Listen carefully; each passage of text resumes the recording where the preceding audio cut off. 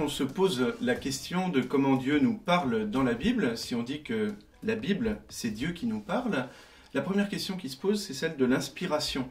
L'inspiration des Écritures par l'Esprit Saint, et nous nous poserons ensuite la question de la religion du livre, puisqu'on dit parfois que le christianisme, comme le judaïsme et l'islam, est une religion du livre, et nous verrons que non, c'est plutôt une religion de la parole.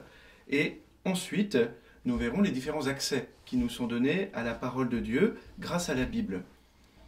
Alors pour commencer, l'inspiration de la Bible. Dieu a inspiré les auteurs de l'Écriture, c'est-à-dire qu'il est lui-même l'auteur de l'Écriture par son Esprit Saint, et que par ailleurs, les auteurs bibliques sont eux aussi des auteurs de ces Écritures. C'est ce qui nous est dit au numéro 11 de la Constitution sur la révélation divine, Dei Verbum, dans le Concile Vatican II, je le cite, « Rédigés sous l'inspiration de l'Esprit Saint, ces livres ont Dieu pour auteur et ils ont été transmis comme tels à l'Église elle-même. En vue de composer ces livres sacrés, Dieu a choisi des hommes auxquels il eut recours dans le plein usage de leurs facultés et de leurs moyens, pour que, lui-même agissant en eux et par eux, il misse par écrit en vrais auteurs tout ce qui était conforme à son désir, et cela seulement. » Alors évidemment, avec cette phrase un peu longue, un peu compliquée, on peut se demander ce que je veux vous dire, mais retenons deux morceaux de cette phrase. Les livres ont Dieu pour auteur, c'est-à-dire que par l'inspiration, c'est vraiment la parole de Dieu qui nous est donnée dans la Bible. C'est-à-dire que l'Écriture est véritablement la parole de Dieu lui-même. Elle est parole de Dieu. Et par ailleurs, vous avez vers la fin de la phrase ce petit passage, afin que ces hommes mettent par écrit, en vrais auteurs, tout ce qui était conforme à son désir, et cela seulement. Voyez que les auteurs de l'Écriture, les hommes, c'est-à-dire par exemple le prophète Isaïe, l'évangéliste Saint Marc, Saint Paul et tous les autres, ces auteurs soient de vrais auteurs. L'inspiration n'enlève pas les facultés, les moyens humains qui sont ceux des auteurs que nous connaissons sous le nom d'Isaïe, de Saint Marc ou de Saint Paul.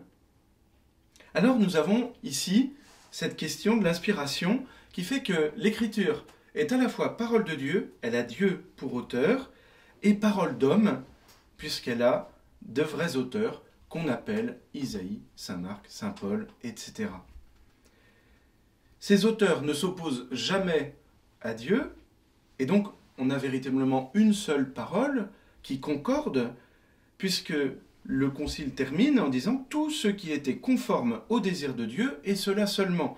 Donc les hommes ont mis par écrit tout ce qui était conforme au désir de Dieu, et cela seulement. C'est pourquoi nous pouvons dire, comme Paul Beauchamp, le théologien jésuite, que l'Écriture est véritablement parole de Dieu et parole d'homme. Parole de Dieu et parole d'homme. Et nous pouvons comprendre cela par une analogie, qu'on appelle l'analogie de la parole de Dieu, qui correspond à peu près à l'incarnation de Jésus. C'est-à-dire que Jésus-Christ est vrai Dieu et vrai homme. Il n'est pas 50% Dieu et 50% homme, ce qui serait une hérésie grave. Eh bien, de la même façon, l'Écriture n'est pas seulement à moitié écriture de Dieu et à moitié écriture d'homme, et donc nous ne saurions pas trop quelles sont les parties qui sont la parole de Dieu et quelles sont les parties qui sont les paroles d'homme.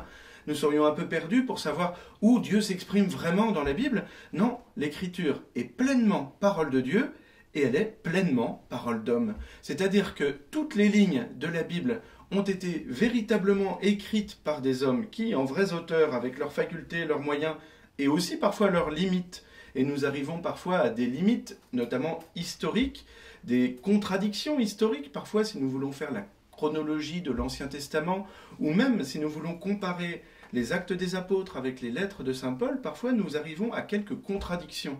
Même dans les évangiles, nous pouvons avoir l'impression parfois qu'il y a des contradictions. Tout cela s'unifie dans la parole de Dieu, en tant que c'est le même Esprit Saint qui a inspiré tous les auteurs. Du fait de cette analogie de la parole de Dieu, nous pouvons avoir deux regards sur la Bible. La Bible, une fois que nous l'avons entre les mains, ce gros livre, cette somme de livres, comme on vous l'a dit précédemment, eh bien nous pouvons avoir deux regards sur ces textes. D'abord un regard culturel, qui va s'adresser d'abord à ce que les hommes ont écrit, à cette parole d'homme. Un regard culturel qui posera les questions suivantes. Que veulent dire les auteurs? Dans quel contexte l'ont-ils écrit? À quelle date? Dans quel moment? Quelles étaient les épreuves? Quels étaient les doutes du peuple d'Israël au moment où ces textes de l'Ancien Testament étaient écrits? Ou qu'est-ce qu'un évangile? Qu'est-ce que cela m'apprend sur la foi, sur la vie de l'époque? Finalement, la Bible est un beau document, un beau témoignage sur toute l'histoire du peuple d'Israël. Parfois d'ailleurs, c'est le seul livre d'histoire concernant certaines époques de la vie du peuple d'Israël. Et puis le second regard, qui est très important également, surtout pour nous qui sommes des hommes et des femmes de foi, c'est ce regard de foi précisément. Qu'est-ce que Dieu veut me dire? En quoi ces textes parlent en moi? En quoi Dieu me parle en ce moment alors que je lis ce texte qui parfois a 2000, 3000, 4000 ans? En quoi je m'y retrouve? En quoi je suis touché par ces textes? Et voyez, ce sont deux regards vraiment différents. Un regard plutôt culturel, plutôt intellectuel, plutôt scientifique, qui me fait analyser l'écriture, qui nous fait l'étudier, qui va faire que je vais chercher plutôt l'époque, les différentes couches de rédaction, etc., où ça devient parfois un peu compliqué, j'en conviens, mais qui est très important pour découvrir la Bible comme un livre historique, et également faire droit au fait que Dieu est véritablement l'auteur de la Bible, avec ce regard de foi. Qu'est-ce que Dieu veut me dire? Parfois, on résume un peu ces deux regards avec une petite phrase. Que dit le texte? Que me dit le texte? Voilà. Que dit le texte? On est plutôt dans ce regard culturel, analytique, scientifique. C'est ce que vous avez dans la première partie des zooms de vos livrets Saint-Marc, de même que pour Saint-Matthieu et Saint-Luc. Que dit le texte? Et que me dit le texte? Là, c'est comment ce texte va résonner dans mon cœur, dans ma foi. Finalement, comment est-ce que, en homme de foi, je réponds à la parole de Dieu? Si nous avons ce regard de foi, et également si nous avons ce regard culturel, il nous faut comprendre que tous les textes de la Bible n'ont pas le même statut. Et lorsqu'on lit la Bible, on se rend bien compte que ce n'est pas la même chose de lire un psaume, ou de lire le livre du Lévitique, ou de lire un évangile. Cela, nous nous en rendons bien compte lorsque nous ouvrons notre Bible. C'est ce que le pape Pie XII a appelé les genres littéraires. Il y a plusieurs genres littéraires, c'est-à-dire que selon ce que Dieu veut dire, selon ce que les hommes veulent transmettre, il y aura différentes façons de s'exprimer. C'est-à-dire que parfois, les auteurs bibliques écrivent des chants, parfois ils écrivent des prières, parfois ils écrivent des codes de loi, par exemple le décalogue, les 10 commandements. Parfois ils écrivent des grandes manifestations de Dieu, comme dans le livre de l'Exode, au chapitre 3, des théophanies. Parfois vous avez des récits de miracles, parfois vous avez des discours, parfois vous avez des appels, des récits de vocation qu'on retrouve dans l'Ancien comme dans le Nouveau Testament, avec des structures assez communes. Vous avez des paraboles, vous avez également des apocalypses, ces textes qui nous parlent de la fin des temps, de l'avènement du royaume. Voyez, tous ces différents styles, ces différents genres littéraires font qu'on ne va pas lire de la même façon un livre historique, ou les premiers chapitres de la Genèse qui racontent la création du monde, ou un évangile, par exemple un discours comme les Béatitudes. Et donc comprendre le genre littéraire grâce à des éléments culturels va nous permettre de recevoir le texte avec un regard juste pour l'accueillir dans la foi. Et il est donc toujours important, pour tous les textes, de tenir qu'ils sont à la fois parole de Dieu et parole d'homme. Lorsque nous recevons les textes, nous recevons également selon 4 sens que la tradition de l'Église a retenus.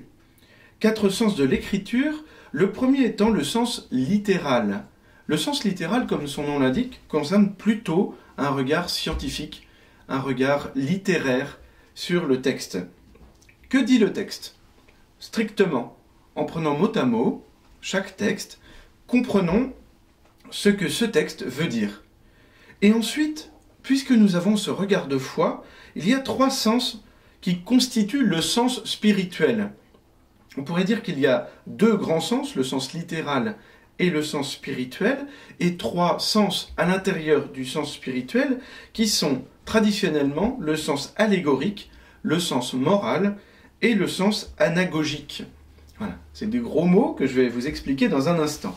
Le sens allégorique, c'est le regard de foi. Le regard de foi, c'est ce que je dois croire, ce que Dieu me dit dans ce texte. Le sens moral concerne plutôt la vertu de charité, c'est-à-dire comment je dois agir en homme de foi, comment est-ce que je vais vivre pour répondre à la parole de Dieu. Et puis le sens anagogique, qui correspond plutôt à la vertu d'espérance, comment ce texte m'enseigne sur les vérités éternelles, sur ce que je peux espérer de l'ordre de la vie éternelle, de la vision de Dieu.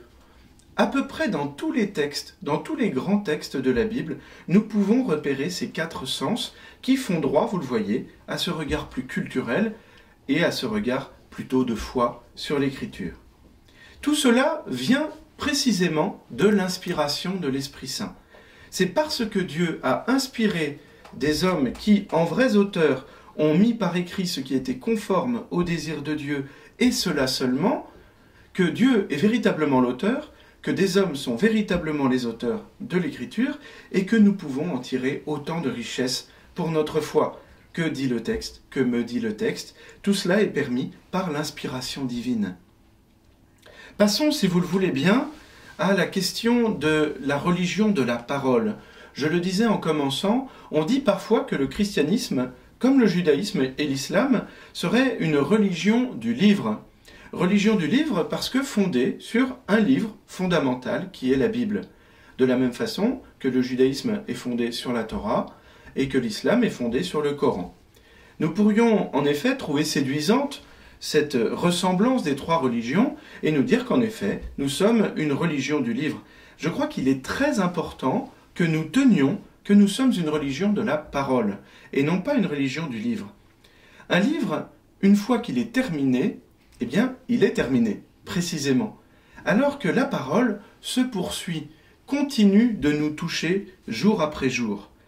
Et c'est pour cela que nous disons que Dieu nous parle dans la Bible, mais que nous disons également, avec le Concile Vatican II, toujours, la même constitution sur la révélation divine, Dei Verbum, mais cette fois-ci au chapitre 9, nous disons que la Sainte Tradition et la Sainte Écriture sont reliées et communiquent étroitement entre elles.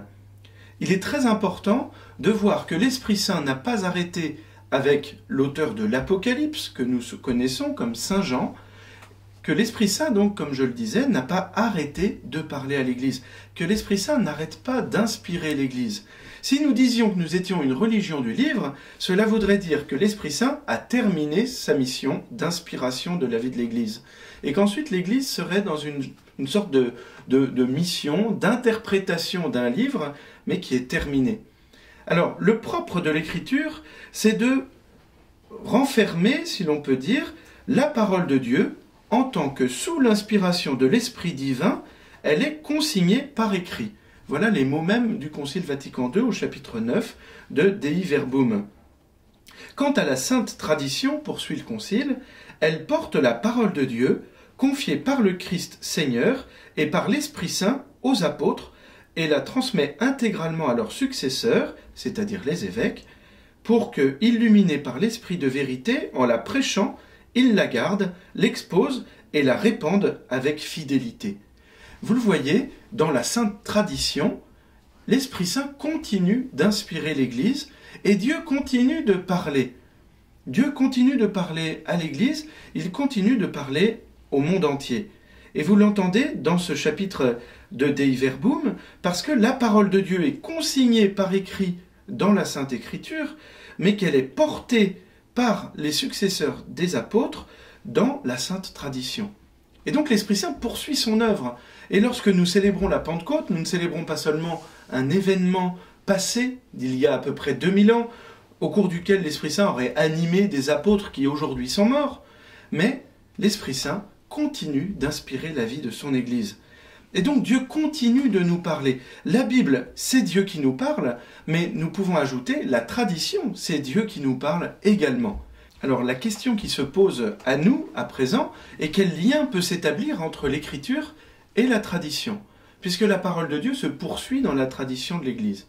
Alors on dit souvent que la Bible, contenant la parole de Dieu consignée par écrit, la Bible ne peut être contredite par la tradition, parce que la parole de Dieu ne peut pas se contredire elle-même. La Bible, dit-on habituellement en théologie, est la norma normans de la tradition. C'est-à-dire que la Bible est la norme normante, voilà, c'est un mot de théologien, la norme qui donne la règle de toute la tradition. C'est-à-dire que si un jour un pape ou un évêque se prenait à dire que, je ne sais pas moi, Jésus n'était pas le fils de Marie, par exemple, eh bien, nous saurions que c'est contraire à l'Écriture, et donc c'est faux, tout simplement. Vous voyez, je prends cet exemple un peu grossier pour nous aider à comprendre comment la tradition ne peut pas contredire l'Écriture. L'Écriture est donc la norme de toute la tradition qui se poursuit depuis Saint Pierre et les apôtres, avec aujourd'hui le pape François, tous nos évêques, en particulier pour nous, Monseigneur Stanislas Lalanne, successeur des apôtres, qui est l'interprète, le porte-parole de Dieu, l'interprète de la tradition. Et donc, nous l'espérons, avec toute l'Église, il est inspiré par l'Esprit Saint pour porter la parole de Dieu. Pour porter la parole de Dieu, l'Église doit d'abord accueillir cette parole. Et donc, je disais tout à l'heure que notre évêque, avec toute l'Église, est inspiré par l'Esprit Saint pour porter la parole de Dieu, pour être porte-parole de Dieu. Eh bien, cela se fait si nous accueillons en nous cette parole, avec un regard de foi qui nous dit bien que par l'Esprit Saint, Dieu nous parle. Dieu nous parle, Dieu transforme notre vie. C'est ainsi que Benoît XVI a écrit une exhortation apostolique qu'il s'appelle Verbum Domini sur la parole de Dieu dans la vie et dans la mission de l'Église. Un document très important, peut-être un peu long, mais que je vous invite vraiment à consulter si vous êtes intéressé par ce sujet. Il est abondamment cité par le pape François dans ses encycliques, dans ses exhortations, lorsqu'il veut que nous accueillions la parole de Dieu. Ce document souhaite notamment que la parole de Dieu devienne, je cite, toujours plus le cœur de toute activité ecclésiale. Et c'est pour cela que nous sommes réunis aujourd'hui. C'est pour accueillir cette parole de Dieu et comprendre pourquoi la parole doit nous animer, pour que, à notre tour, nous puissions être des porte-paroles du Seigneur, des porte-paroles de Dieu, véritablement des disciples missionnaires, c'est-à-dire ceux qui accueillent la parole, les disciples, et qui la portent, les missionnaires. Donc, porte-parole de Dieu, nous pourrons l'être si nous accueillons pleinement la parole. Et Benoît XVI, dans ce document Verbum Domini, souligne 3 accès principaux à la parole, 3 façons d'accueillir cette parole dans notre vie. Le premier lieu où nous pouvons accueillir la parole de Dieu, c'est d'abord la vie liturgique. Benoît XVI insiste beaucoup sur ce point. Il définit la liturgie comme le lieu privilégié où Dieu nous parle dans notre vie actuelle, où il parle aujourd'hui à son peuple qui écoute et qui répond. C'est-à-dire que si Dieu veut entrer en dialogue avec l'Église, il le fera d'autant mieux que l'Église est réunie autour du Christ. Et nous comprenons alors qu'il s'agit d'abord de la liturgie eucharistique du dimanche. À la messe, nous sommes réunis au nom de Dieu, nous sommes rassemblés par l'appel de Dieu pour accueillir sa parole et ensuite, après l'envoi, après la fin de la liturgie, être envoyés pour porter la parole de Dieu. Vous voyez ce mouvement où nous venons à la messe pour écouter la parole de Dieu, pour l'accueillir, pour accueillir aussi le corps du Christ qui se donne à nous, et ensuite être envoyés pour être missionnaires, pour porter la parole de Dieu à tous les hommes. Le deuxième lieu, c'est la lecture de l'Écriture. Évidemment, si l'Écriture est le lieu où est contenue la parole de Dieu, alors il nous faut lire patiemment l'Écriture. Il serait certainement illusoire de penser que nous pouvons vivre de la parole de Dieu sans jamais ouvrir la Bible. Et donc, nous devons essayer d'approcher l'Écriture en établissant un dialogue avec Dieu. Approcher l'Écriture en établissant un dialogue avec Dieu, c'est bien reconnaître l'Écriture comme une parole, c'est-à-dire nous préparer à accueillir la parole de Dieu et à y répondre comme un ami parle à un ami, selon la vieille image de l'Ancien Testament. C'est Moïse qui parlait à Dieu comme un ami parle à un ami. Bien, si nous voulons le faire, la première chose, c'est certainement d'ouvrir notre Bible et de lire l'Écriture comme si Dieu nous parle et en acceptant de lui répondre. Benoît XVI nous met en garde contre le risque d'une approche individualiste. N'oublions jamais qu'il ne faut pas lire la Bible juste pour soi, mais qu'il vaut toujours mieux la lire dans la communion ecclésiale. Le pape Benoît XVI l'écrit au numéro 86 de son document Verbum Domini. La lecture de l'écriture, donc, qui est tout sauf une écriture individuelle, mais qui est d'abord dans la communion ecclésiale, souvent nous pouvons la vivre dans une forme de lectio divina. La lectio divina, c'est véritablement la lecture de la Bible comme parole de Dieu, comme une écriture divine qui s'adresse à nous pour que nous puissions à notre tour être nourris de cette parole et répondre à Dieu. La lectio divina, nous le savons, se fait toujours dans un climat de prière. Et donc il est toujours bon, quand vous voulez lire la Bible, même si c'est pour chercher un renseignement, eh bien, de prier l'Esprit Saint avant tout. Pourquoi prier l'Esprit Saint avant de lire la Bible ? Eh bien parce que c'est le même Esprit Saint qui a inspiré les auteurs, qui va inspirer également le lecteur. L'Esprit Saint est éternel puisqu'il est Dieu. Et donc c'est le même Esprit qui aura inspiré à la fois Moïse, Saint Marc, Saint Paul, et qui m'inspire moi-même lorsque je l'invoque pour lire l'Écriture. Et donc là, nous avons une forme de vie de la parole de Dieu qui prend dans cette inspiration de l'Esprit Saint, parce que c'est dans le même esprit que nous pouvons lire l'Écriture et qui a été celui qui a inspiré l'Écriture précisément. Vous voyez, alors on est dans cette vie de l'Esprit Saint qui nous permet de reconnaître que la parole est véritablement vivante pour nous aujourd'hui dans la vie de l'Église. Le troisième lieu où nous pouvons accéder à la parole de Dieu, où nous pouvons l'accueillir, c'est, selon le pape émérite Benoît XVI, la charité fraternelle, et en particulier la charité envers les personnes qui souffrent. Benoît XVI écrit ceci : « La proximité de Jésus à l'égard des personnes qui souffrent ne s'est pas interrompue. Elle se prolonge dans le temps de grâce, à l'action de l'Esprit Saint, dans la mission de l'Église, dans la parole et dans les sacrements, dans les hommes de bonne volonté, dans les activités d'assistance que les communautés promeuvent dans la charité fraternelle, en dévoilant ainsi le vrai visage de Dieu et son amour. » Vous le voyez, dans notre vie fraternelle, et en particulier avec ceux qui souffrent, nous découvrons le visage de Dieu. Dieu continue de nous parler à travers les hommes et les femmes de notre temps. Et ensuite, Benoît XVI parle véritablement du soin des personnes malades en leur apportant la présence vivifiante du Seigneur Jésus dans la parole et dans l'Eucharistie. Si nous devenons les porte-paroles de Dieu, c'est certainement pour que la parole soit annoncée d'abord à ceux qui en ont le plus besoin, c'est-à-dire ceux qui souffrent ou ceux qui ignorent Dieu, ceux à qui Jésus s'adressait en premier. Alors cette charité fraternelle que nous pouvons vivre entre nous, et dont nous devons être témoins envers le monde entier, devient véritablement un lieu d'accès à la parole de Dieu, un lieu où Dieu nous parle. Alors vous voyez, Dieu nous parle dans la Bible, c'est évident. La Bible, c'est Dieu qui nous parle. Dans toute la vie de l'Église, et en particulier dans la tradition, c'est Dieu qui nous parle.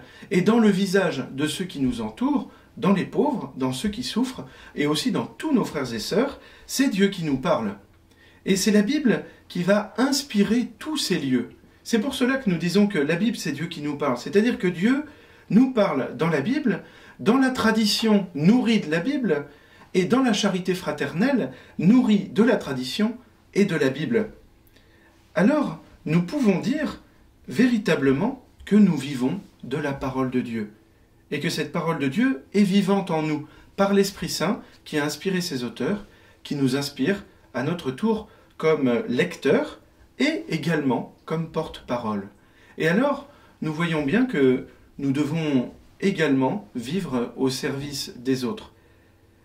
D'une certaine façon, et pour conclure, nous pourrions dire que c'est Dieu qui nous parle par tous les aspects de notre vie, dans la mesure où nous voulons bien être habités dans tous les aspects de notre vie par l'Esprit Saint. Puisque l'Esprit Saint est celui qui a inspiré l'Écriture, il est celui qui nourrit la vie de l'Église aujourd'hui, et il est celui qui, personnellement, nous remplit de la vie de Dieu.